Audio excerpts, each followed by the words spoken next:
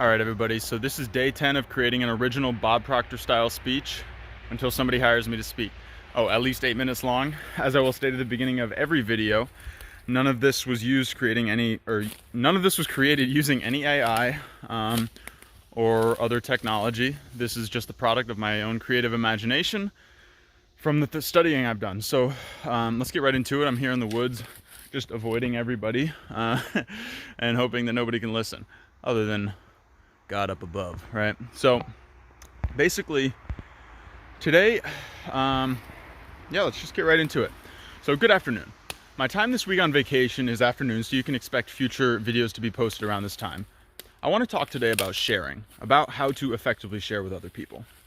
This was on my mind because when I am home, I'm usually secluded within my space. I'm in my own head, doing my own thinking, and that thinking goes pretty deep. I think all of us spiritual seekers have these deep inner thoughts, and we spend time with these thoughts and ideas we develop on the inside, while the outside world and outside people, as a general rule, stay the same. And there's no judgment there. That's just what I've observed. And I think, the saying 3% of people think, 2% of people think, 3% think they think, and 95% would rather die than think. Thinking is how you grow, and so this is the truth of the world, in my opinion. Because of this, we consistently change, and it can be startling to those who haven't seen us for a while. It can even be too much, and for me, I've struggled with knowing what to share and when. See, I have a strong desire to share, and even to argue in a sense. Ask any of my friends, any of my college professors, my family, even people that know me as an acquaintance. I really share too much. And the reason I say this is because most of the time in my past, I haven't been sharing because of a sincere desire to help people, but rather from a more ego-based state, trying to speak to a person's unconscious and tell them, I'm aware, I'm spiritual, I have knowledge, and you should listen to me. I don't judge myself for those past experiences. However, I have modified my stance on sharing for a few reasons. First, because most people don't want to hear it. Most people just want to chill out, maybe talk about the sports game, the weather, and possibly some surface level spiritual ideas. But when it comes to really drilling into the mind and figuring out what is going on, that is scary. That is an attack on their paradigm, and it isn't useful for us to do. In fact, I was just talking to a friend yesterday, an older man with grown kids, and he was telling me about his son who got into health and fitness coaching. He encountered issues because he was too truthful with others. He would say, "You're fat, you need to lose weight." And it's so funny to me because I know this guy well, and I love the guy, but I can totally picture him. It's a very sharp, very aggressive way of encountering people and dealing with them. And it's because it might be the truth. It probably is the truth. And as a different individual, I don't even like saying the word evolved. When it comes to studying personal development, maybe we do have truths about people that we could share with them, but do they want to hear it? And I think the same thing could be said about us. People might be witnessing us and thinking they have an ego, and I probably do, and I have all of these things, and I'm a totally imperfect being, right? Before God, what are we? We're never going to be perfect. And so why are we going out trying to fix other people when we're totally imperfect ourselves? So probably these people don't want to hear it. Probably I don't even want to hear it, right? You have to develop an intuition. I apologize for the cars in the background. This is the best place I could find. But you have to develop an intuition around what people are ready to hear, what they want to hear. And you need to be willing to either not engage or two, filter your own communication in search of greater harmony. See, we are still animals and we live in an animalistic world. This is my second point. It is not in your best interest to overshare with other people. It doesn't help your spiritual progress. In fact, it is probably hindering it due to their unconscious mind sending you negative energy after the fact, due to their unconscious perception that you are attacking their paradigm, and you are. You, when you share certain things, are attacking a person's paradigm, and they often don't know what to do other than fight back, whether it be direct, behind your back, or otherwise. Remember, the paradigm can be thought of as a living element, okay? And life wants to survive, all right? And so in order for example, a negative paradigm based on fear to survive, it has to instill fear into other people. And fear is a natural consequence of when you're in nature and you find predators around, right? And so that's what the paradigm will feed to the person when it senses unconsciously again that you're attacking it and you're trying to destroy it, right? For me, I've had this idea in my mind that if I develop to a certain level, my truth will be spoken with such power that the unconscious minds of others will be incapable of sending negative energy. But it would be extremely arrogant of me to assume that position, all right? Even Jesus had haters, even Bob Proctor. Everyone has haters, despite how pure and positive their message is. And I think this, again, relates back to the imperfection that we live in as humans, right? So many people are looking for a fight.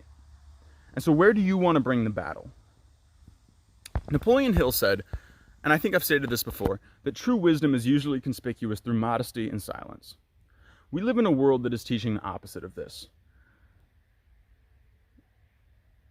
We, in general, are being taught to speak out. You know, when I went to college, that's what everybody said, speak out, bring your truth, you know, change the world, blah, blah, blah, go out and morph it into something way better than it was before. And especially that often comes with certain political and cultural, inclinations as well that I'm definitely not a fan of. But one of my favorite things that I've heard recently is the song Savior by Kendrick Lamar. And in it, he speaks on how other people in the culture were mad that he wasn't speaking out on certain political and cultural issues.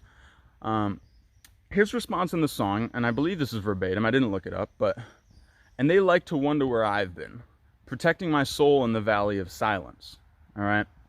I truly believe this. Part of me doesn't even like sharing here. I prefer the valley of silence, but like Kendrick, I feel like I have to come out and speak at least a fraction of my truth, at least a snippet. And I believe in putting it in a place where those of us that want the information can come and get it. But even then, there's going to be people that watch these videos and judge me and send me negative energy, right? And I suppose I believe I've developed to a point where I can deal with some of that, right? But it is what it is, right? The nice thing is I don't have to force anything here. And I think that's the true magic of living. Write it and speak for yourself, all right? Because you want it to be put down on the record. But don't try to force it on anyone. This whole topic is also on my mind because I don't spend much time around other people. I have a few, very few, close friends. But other than that, I'm totally detached from the everyday population. I run my own business, I do my own thing, and so when I go on vacation, I see all these people I see once a year or every 2 years, I have to remember that I'm not here to preach. I'm not here to do anything other than be at peace and live in as much harmony as I possibly can. Play some sports, go out, swim, blah, blah, blah. The people you find in everyday life aren't generally looking out for you. In fact, there are many spiritual forces you will be introduced to that are looking to gather information on you. They're looking to rip your clothes off and see what you are really made of, so that they can unconsciously attack your soul. This is why you don't share unless called for. And knowing when it is called for is an extremely difficult, intuitive perception that takes decades to develop, in my opinion. I'm nowhere near that yet, but I've gained a very basic understanding of this principle, and I truly believe in it. For whatever reason, I like the idea of mystery.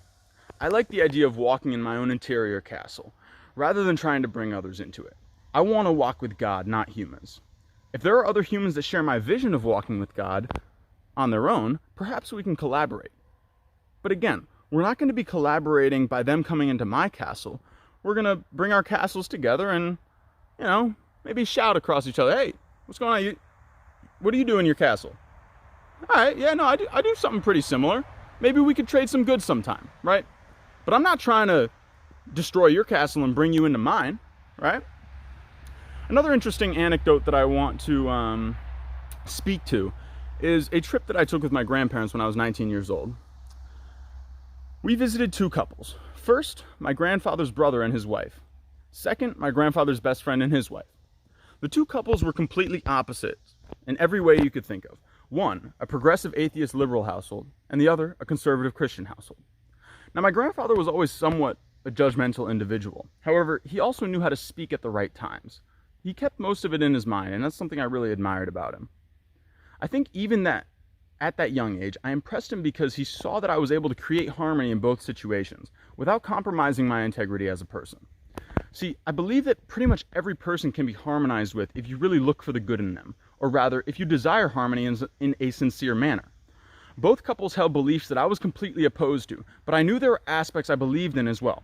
I decided to meet them there and enjoy the time, rather than speak my ultimate truth and assault their consciousness with negative ideas about me. And to expand on that for a second, I didn't write this down, but what is your ultimate truth? Because your ultimate truth might be all of these things that you observe in the world, but as a higher spiritual ideal, my ultimate truth is one of love and harmony, right? And so when you choose love and harmony, that can really help you operate better in the physical world, despite all of the beliefs you have in the physical world, all right?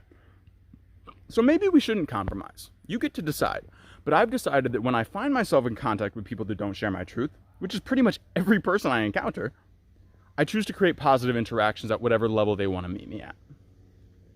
And if it's too much, I detach and I accept that, right? Sometimes you're going to have to just detach, and there's no possibility of creating any harmony, because that's where they're at, right? So choose peace and take some time to analyze how you are sharing. Are you pushing your own beliefs on others? Do you enjoy rattling cages? Believe me, I've been there, and I don't think it's worth it. I mean, one of the most startling times in my life was going to college, and I was always aware that I needed to push my boundaries. So I went and took a women's studies class, right? Something that I am not a fan of. Just being honest with y'all, not a fan. But I went in there and I argued, and about halfway through the class I decided I guess I'm looking for a little bit more harmony. And even within that, you know, there are a few people that switched their view on me, and I switched my view on them, because we're all just people, you know? We're all just out here living. And when you can choose harmony and peace and love, even though, now here's the other thing. We still live in a world where it's like the art of war. We still live in an animalistic world, like I stated before. So just because we're choosing peace, harmony, and love doesn't mean we're not going out there fighting. Doesn't mean we're not going out there and being very judicious about what we share, because we're still fighting a spiritual war, right?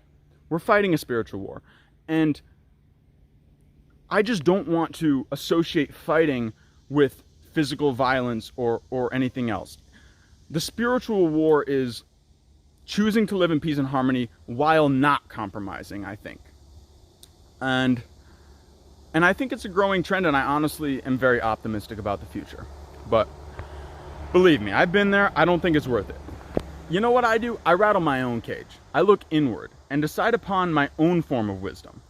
This will also free you from being influenced by the negative feelings of others, because it releases you from wanting to see things your way. See, when you go out and you're trying to change other people, they're going to resist that, and then you're going to resent the fact that you can't change them, and that now they have this certain opinion about you. Well, just release it, people, I guess. So thank you and God bless. How long was that? Well, oh, 12. Holy moly. That was way longer than I thought. So we'll see you tomorrow.